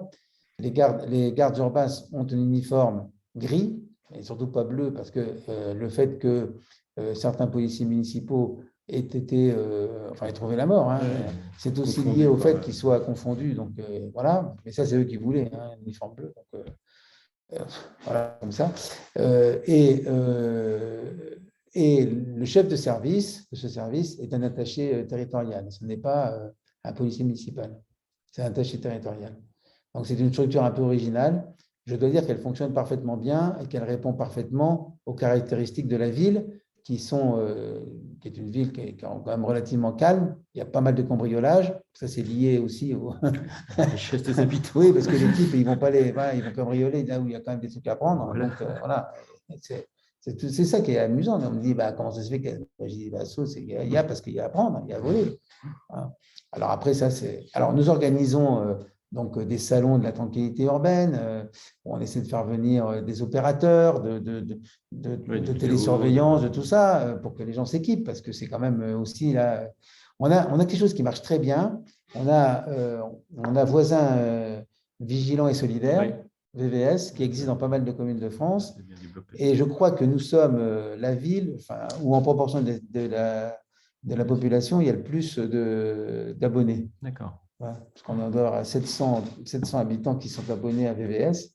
Et donc, VVS permet de signaler des situations un peu particulières. C'est modéré, c'est modéré par un modérateur, donc il n'y a pas d'histoire d'accusation, etc. Je trouve que c'est un outil qui fonctionne plutôt pas mal. Parce que j'étais assez réservé au départ là-dessus, et mon équipe aussi. Puis finalement, on en est très content. Il n'y a pas d'abus, parce qu'il y a modération. Voilà. Mais c'est plutôt pas mal, et ça permet de faire partager en fait une inquiétude. Et puis on a aussi sur VVS, on a une partie commerçant qui marche très bien. Une grande partie des commerçants, ils sont abonnés, parce qu'on voit des gens, il y a des gens avec des faux billets, il y a des types qui viennent faire des marques inconnues, comme on dit, là, qui viennent piquer dans les magasins. Et donc, parfois, il y a un commerçant qui identifie un comportement suspect, il le dit, et en fait, ça fonctionne plutôt pas mal. Voilà. Et la sécurité, c'est aussi l'affaire de tous les habitants, d'une certaine manière. Il ne faut pas compter que… Alors, j'ai oublié de vous dire, on a sur la ville pratiquement 80 caméras, avec un CSU, un centre de supervision urbaine. Ou individuel? Non, il est sur Sceaux. Il est propre à Sceaux parce que les autres n'ont pas, les autres communes ont… chacun s'est équipé peu à peu, donc voilà. Mais le CSU n'est pas ouvert en permanence. C'est-à-dire qu'il n'y a pas en permanence, en 24, quelqu'un. Ça coûte trop cher. Bien sûr. Ça fait trop de personnel. Et le l'intérêt de faire collectif parfois, quoi. Oui, c'est bien. Alors, en fait, là, par exemple, pour vous donner cet exemple-là du CSU, on a donc demandé que soient relayées les images au commissariat. Ça a été difficile. Ce n'est pas encore fait parce que le commissaire, les commissaires successifs, ils disent, ouais, mais nous, c'est bien de nous relayer les images, mais si on a les images qui arrivent, qu'il se passe quelque chose, qu'on ne l'a pas vu parce qu'on n'était pas devant, parce qu'on n'a pas assez d'effectifs, on va nous accuser de ne pas avoir. Voilà. Donc, tout le monde hésite à cause de ça. C'est toujours des questions de moyens. Merci Philippe. J'ouvre les micros. Quelqu'un a-t-il une question à poser? Oui, volontiers, mon cher Loïc. Vas-y. Rapidement, Sceaux est jumelé avec Brühl en Allemagne et Royal Leamington Spa dans le Warwickshire, en Angleterre, depuis plus de 50 ans. Qu'est-ce que ces jumelages apportent à Sceaux et éventuellement, est-ce que vous avez d'autres jumelages? Alors, on n'a pas d'autres jumelages. Le jumelage le plus actif, c'est évidemment, comme souvent avec l'Allemagne, qui est un jumelage qui fonctionne plutôt bien, avec beaucoup d'échanges, des clubs sportifs notamment. Voilà, mais après, ça se passe tout seul. Il n'y a pas la ville. Elle accompagne de temps en temps. Oui. On se voit au moins une fois par an, soit à Brühl, soit à Sceaux. Donc, par exemple, quelque chose qui a été auquel les lycéens ont été extrêmement sensibles, c'est que le maire de Brühl vient systématiquement lors de la cérémonie du 8 mai. Il a fait un discours lors de la cérémonie du 8 mai. Alors, ça s'est fait avec son prédécesseur, qui était d'une autre tendance politique, avec qui j'avais monté ça. Et finalement, son successeur, le prédécesseur était CDU et le successeur est SPD. Mais finalement, ça a continué dans le même esprit. Et donc, c'est tout à fait remarquable. Et ça, c'est extrêmement apprécié. Voilà. Et même pendant comme le 8 mai n'a pas pu être célébré, il y a eu une vidéo, ça s'est fait par vidéo.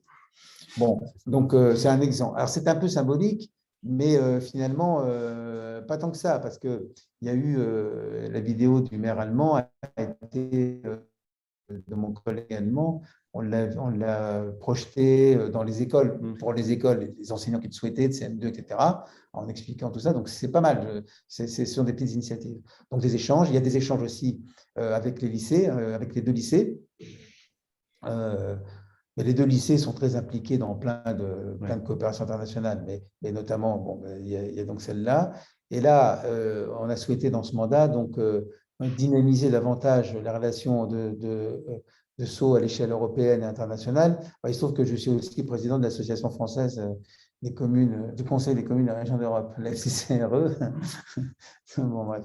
Donc, bon, ça m'a amené quand même à dire, bon, même si on est une petite ville, il faut qu'on aille un peu plus loin. Et donc là, on est en train de développer donc toute une série d'initiatives avec nos établissements, notamment d'enseignement, autour donc de cette coopération, enfin de ces échanges internationaux européens et internationaux, puisque par exemple, nous accueillons à Sceaux la présidente, qui est une habitante de Sceaux, la présidente de l'association des Birmans en France. Elles ne sont pas très nombreux, hein. Ils sont 2 à 300. Et donc, on leur a mis à disposition, enfin, on a fait un peu de com avec eux, etc. Puis finalement, tout ça, ça commence à monter. Parce que la situation en Birmanie que chacun connaît, enfin chacun connaît, mais on oublie vite, hein, on n'en parle plus.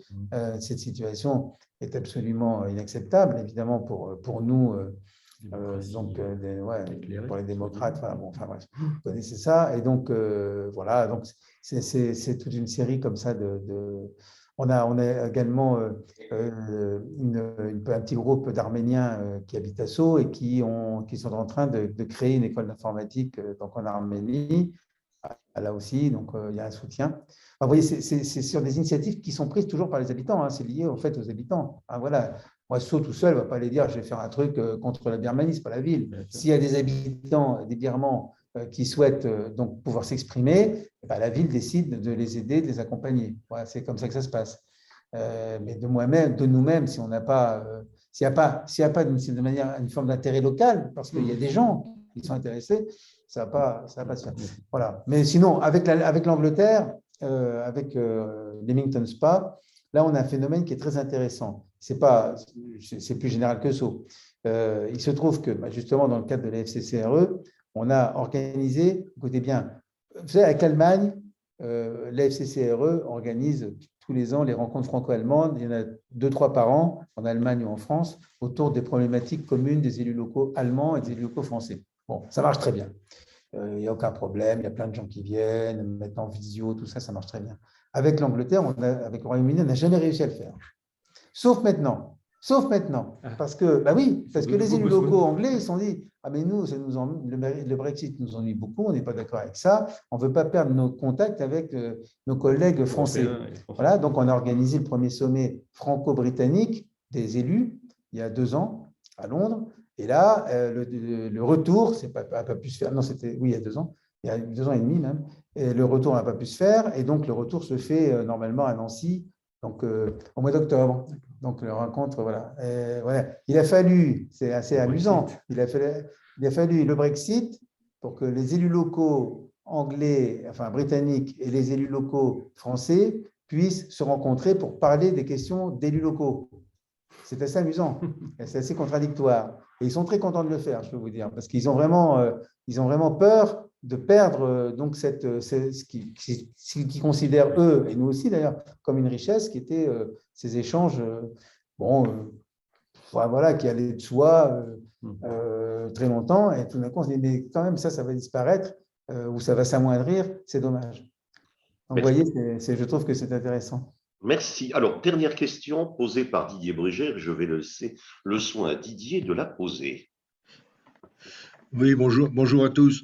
Vous avez évoqué vos voisins du sud, de l'est et de l'ouest, mais vous n'avez pas évoqué votre voisin du nord, la ville de Bagneux, qui se trouve être, je crois, d'un bord politique différent du vôtre, et qui est connu quand même pour des problèmes effectivement de sécurité importants. Comment est-ce que vous arrivez à vous coordonner avec eux pour éviter d'être le terrain de mauvais jeux de certains délinquants venant de Bagneux? Alors, écoutez, il n'y a aucun problème. Je vais vous dire. Je vous ai parlé tout à l'heure du quartier des Blagies, qui est le quartier nord de Sceaux. En fait, ce quartier des Blagies, il est intercommunal parce que historiquement, le quartier des Blagies de Sceaux, il a été construit, aménagé dans les années 50-60, en même temps que celui des Blagies de Fontenay, absolument. D'ailleurs, c'est pas en même temps. Et également Bagneux, qui est tout près, en effet, et même un petit bout de Bourg-la-Reine. Ah oui. Ces quatre communes-là avaient donc obtenu, dès le début de la politique de la ville, d'être des quartiers DSQ, développement social des quartiers. C'est dès le début. Ouais, la politique de la ville, on avait créé Borloo. une structure commune des quatre communes, avec effectivement des bords politiques différents, puisqu'à l'époque, Fontenay était socialiste, Bagneux communiste, et Sceaux et Bourg-la-Reine centriste. Donc, on avait créé ça, et c'est d'ailleurs mon prédécesseur qui avait été très actif sur cette question-là, et les autres avaient suivi sans difficulté. Et je dois vous dire que pendant toute la durée de ce quartier politique de la ville intercommunale, les choses se sont toujours parfaitement passées. Parfaitement. On a se mis toujours d'accord, il n'y a jamais eu de sujet. On savait qu'à sur Bagneux, il y avait certainement plus de besoins d'intervention que sur les autres villes. Donc, évidemment, c'était pas un équilibre par quart, quoi. C'était différent, mais ça n'a jamais posé de problème. Malheureusement, la redéfinition des quartiers politiques de la ville a été modifiée au début du quinquennat de Hollande, et nous avons dû cette qualification de quartier politique de la ville. Seul Bagneux est resté. Mais Sceaux, Bourg-la-Reine et Fontenay ont été donc sortis. Quoi. Voilà. Je pense que cette décision a été extrêmement mauvaise. Je vous le dis parce que le coût, en fait, était finalement assez modéré. Le coût pour l'État, bien sûr, était assez modéré. Cette décision a été mauvaise parce qu'on a senti immédiatement, enfin en tout cas très rapidement, une forme de dégradation parce que certaines associations ne sont plus intervenues, parce qu'il y a eu de la perte, quoi. Il y a eu de la perte de substance. Les villes ont essayé de combler, notamment Fontenay et Sceaux, mais ça n'a pas suffi. Donc là, aujourd'hui, la situation est un peu plus complexe. Elle est moins bonne que la situation qui résultait de la politique de la ville qui a pris fin il y a maintenant 7 ou 8 ans.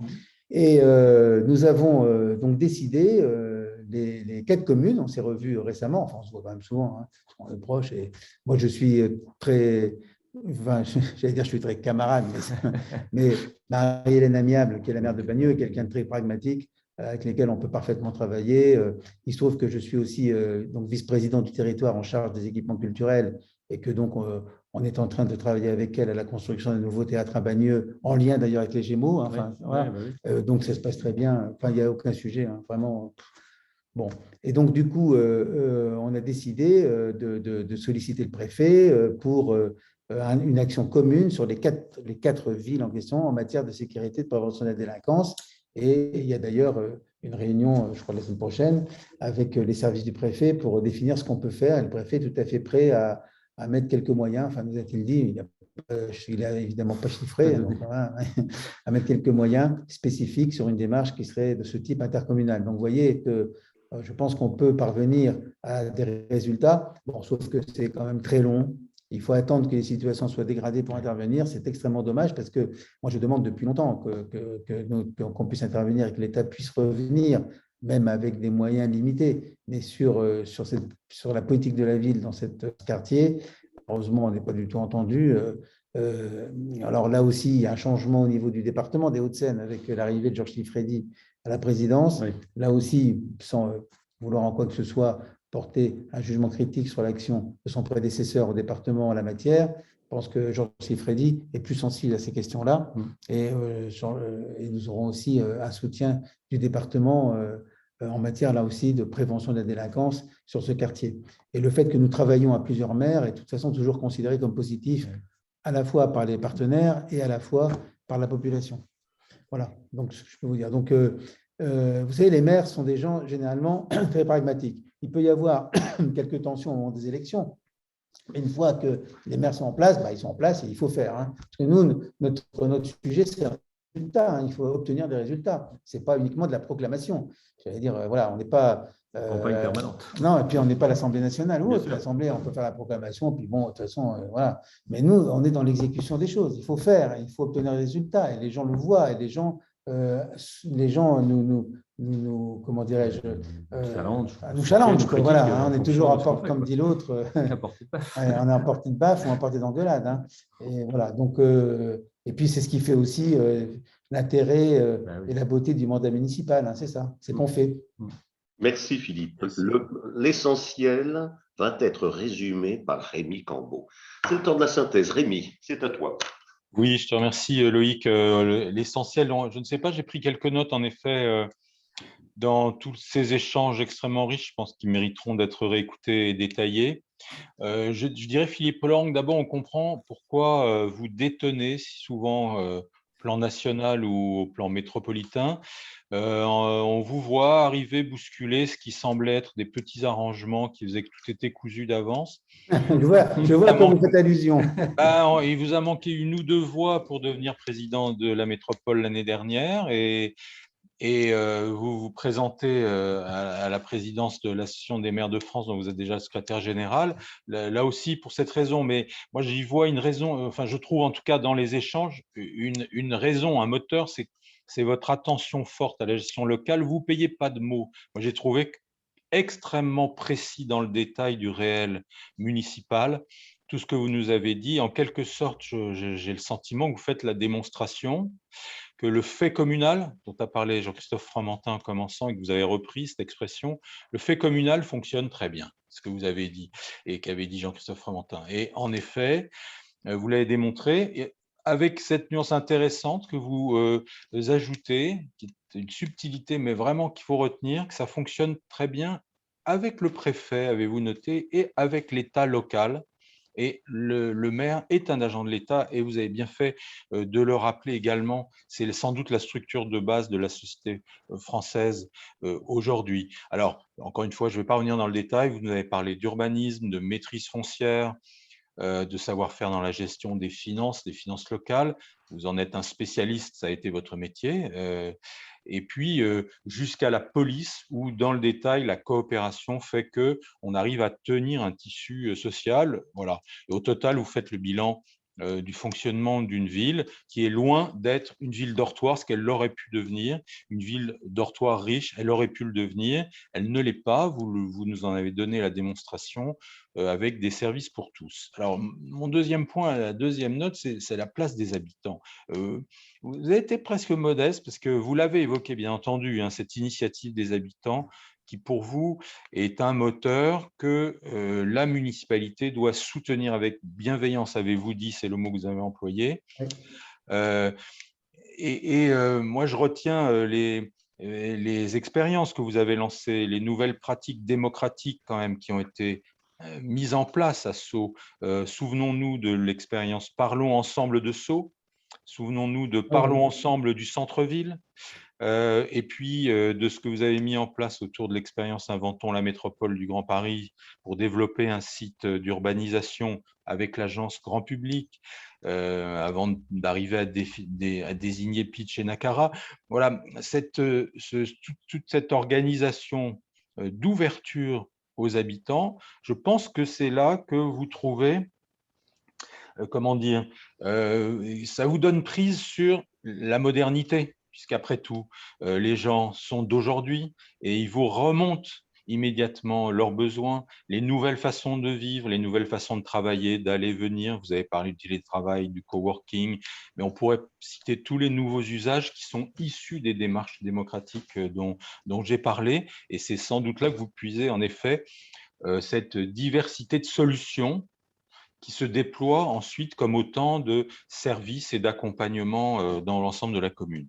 Alors pour finir, ce que je voudrais dire, c'est que en ces temps où on parle beaucoup de la ville dense et de la qualité de vie en ville, vous démontrez que c'est possible.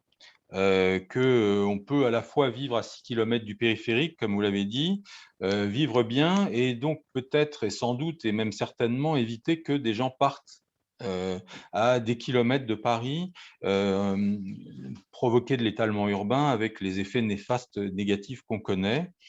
Là aussi, vous nous avez montré, vous avez développé qu'une mixité était possible.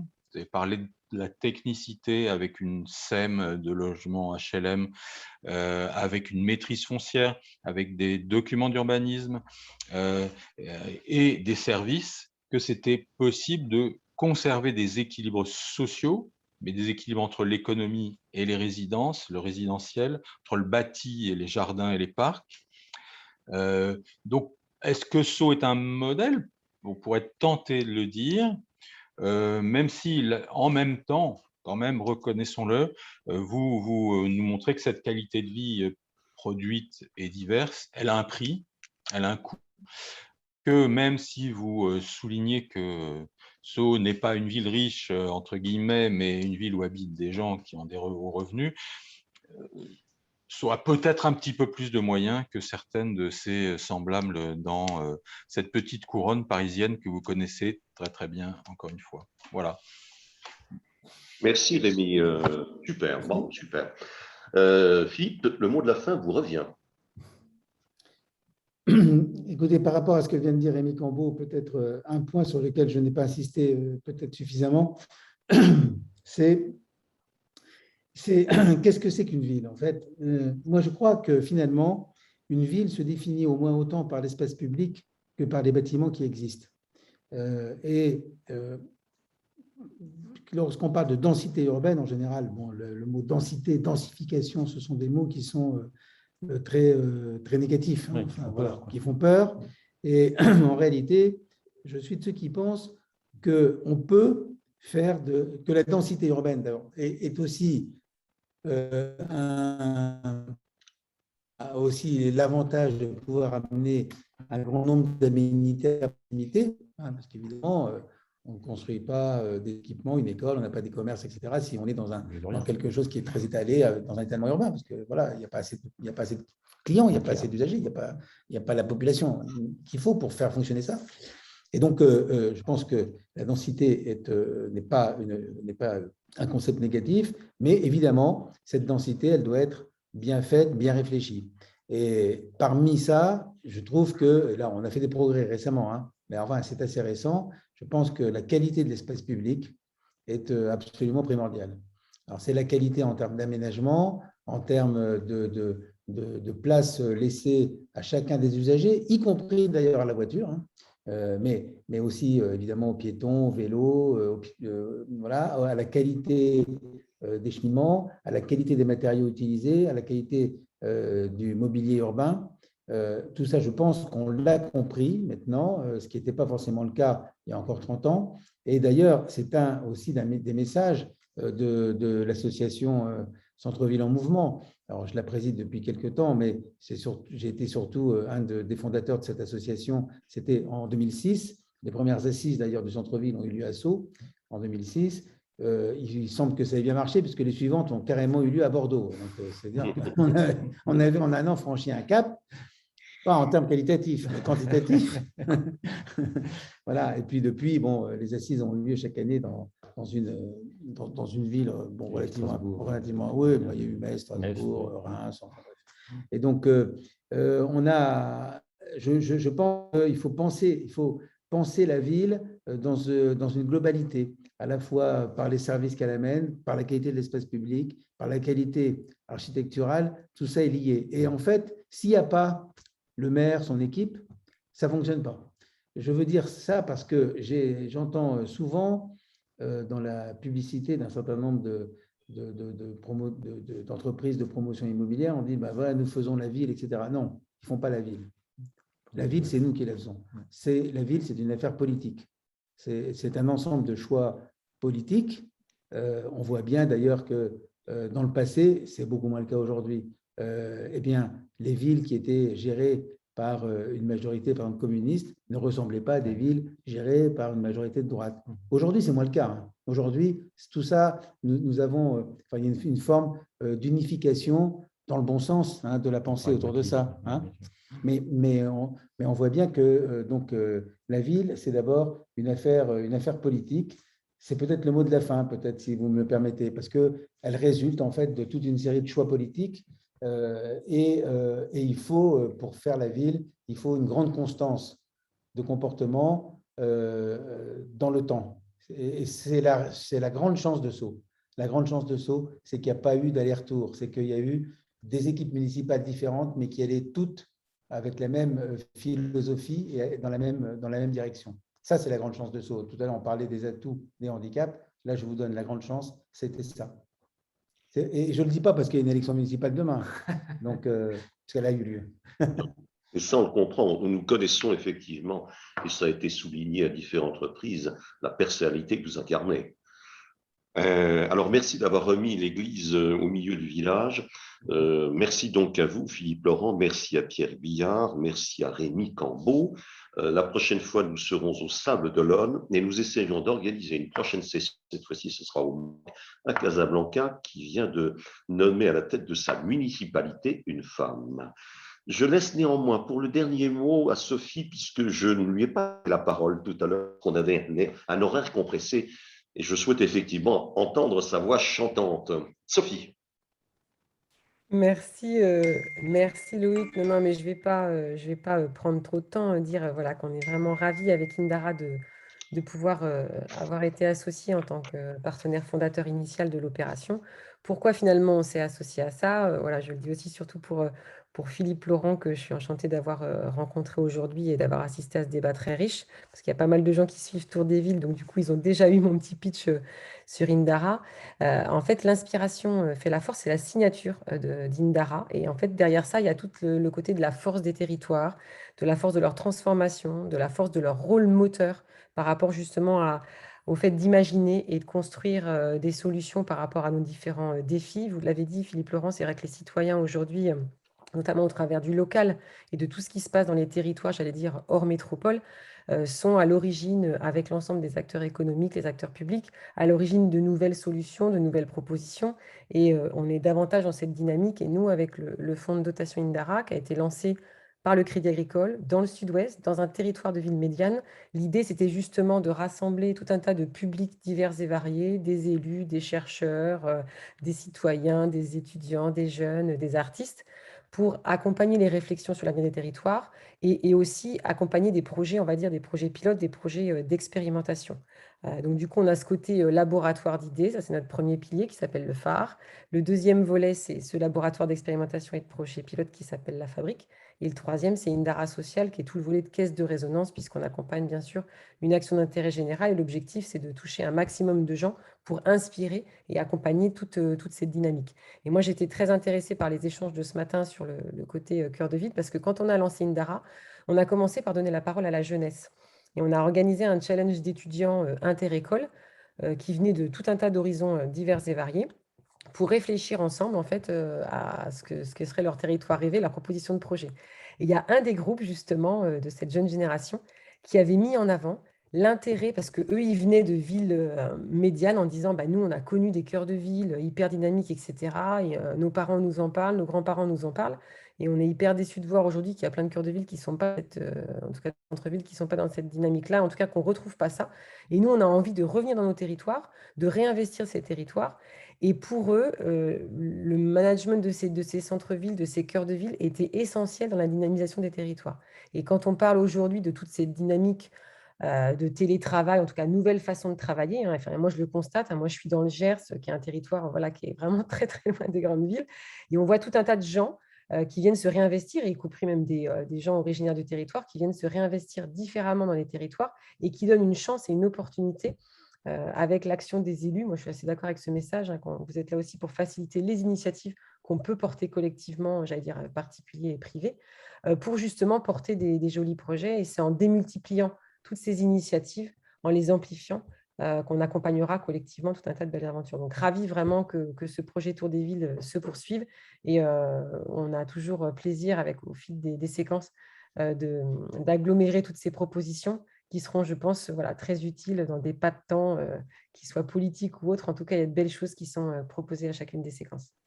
Merci Sophie. Vous l'avez compris, Philippe, voilà peut-être un partenaire qui pourra vous accompagner vous sponsoriser sur certaines de vos initiatives. Mais ça, c'est le bon sens près de chez soi, c'est agricole. Merci à vous tous, très bonne journée.